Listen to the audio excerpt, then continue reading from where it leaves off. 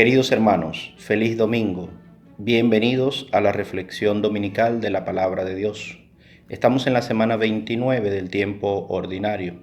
Hoy escuchamos en la primera lectura el profeta Isaías, capítulo 45, el Salmo 95. En la segunda lectura escucharemos la primera carta de Pablo a los tesalonicenses, en el capítulo 1. Y el Evangelio corresponde al evangelista San Mateo, en el capítulo 22, de los versículos del 15 al 21. Y en este momento, en este versículo, en esta parte del Evangelio, Jesús tiene es tentado a través de una pregunta que le hacen los fariseos y los partidarios de Herodes. ¿Quiénes eran estos grupos? Comencemos por los fariseos. Los fariseos son un grupo religioso muy piadoso que habla de cumplir las leyes de Dios y que está en contra de la idolatría a los gobernantes, sobre todo al dominio romano.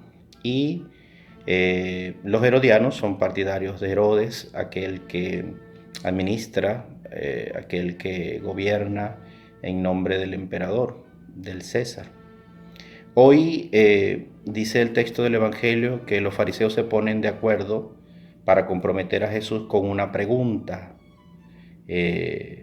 ¿Y con quiénes se pone de acuerdo? Con los partidarios de Herodes.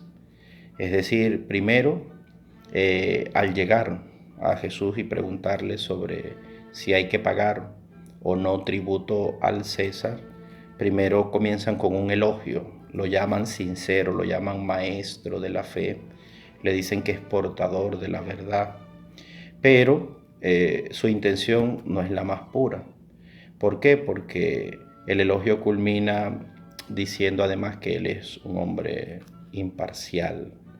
Por eso la pregunta dice, ¿es lícito pagarle el impuesto al César, sí o no? Jesús comprende la intención que hay oculta detrás de esta pregunta y su respuesta comienza así: hipócritas, tentadores. ¿Quién es el hipócrita y quién es el tentador en la Biblia? El maligno es el que miente, el maligno es el que lleva malas intenciones. Por eso el maligno es el hipócrita. Él es quien tienta, porque así puede manipular, así puede tergiversar nuestra libertad, como lo hizo con Adán y Eva, con Caín y Abel, y con muchas narraciones de la Biblia que nos hablan de lo que significa sucumbir a estas tentaciones.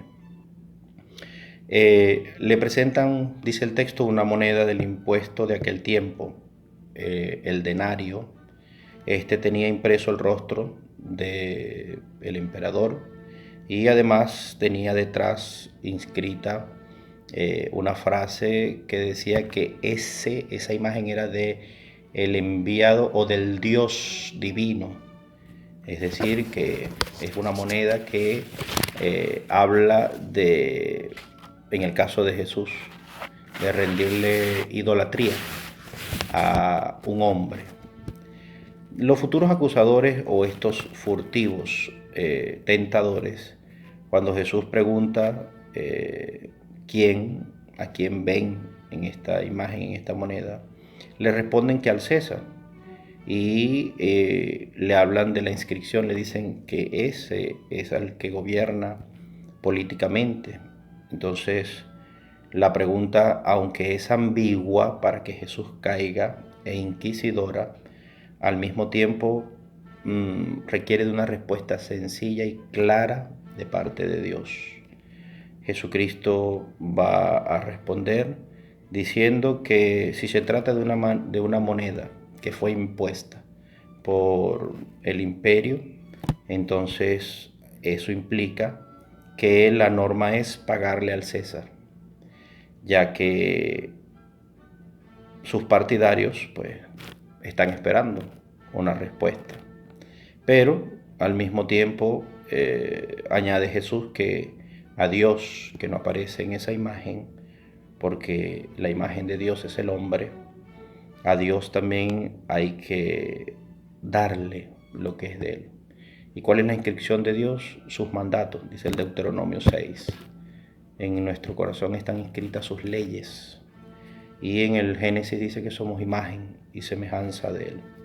Por eso las leyes divinas que nos corresponden a nosotros cumplirle a Dios en las leyes divinas porque son para nuestro propio bien. Ahora, ¿cuál sería la enseñanza de esta palabra? Primero, las actitudes cristianas que podemos aprender.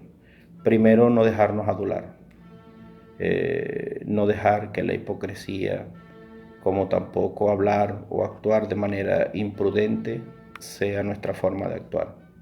Jesús nos enseña que el adulador y el provocador son pecadores y que además la actitud de Jesús no es una actitud esquiva, no es una actitud evasiva, simplemente Él no intentó zafarse, pero al mismo tiempo no fue imprudente en su respuesta. Esta palabra la podemos meditar sobre todo con lo que hablamos, con lo que decimos, con lo que pensamos. En la actualidad, pues, hay una situación muy latente en Venezuela. Por eso es imperante estudiar el mensaje de esta palabra, darle a Dios lo que le pertenece y a nuestra nación lo que le corresponde como nación, sin titubeos, sin medias tintas. Meditemos la palabra de hoy. Que el Señor nos bendiga en el nombre del Padre, y del Hijo, y del Espíritu Santo. Amén.